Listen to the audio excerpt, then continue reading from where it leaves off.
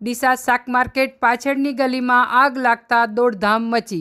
ડીસા પાલિકાની fire ફાઇટરની team ઘટના સ્થળે પહોંચી આગને કાબૂમાં લીધી। આગ લાગતા યુજીવીસીએલ કચેરી દ્વારા તાત્કાલિક અસરથી વીજ પુરવઠો બંધ કરાતા મોટી દુર્ઘટના ઘટી। ઉનાળાની કાળઝાળ ગરમીમાં આગ લાગવાની ઘટનામાં થઈ રહ્યો છે વધારો। Bureau report, street news, Banaskantha.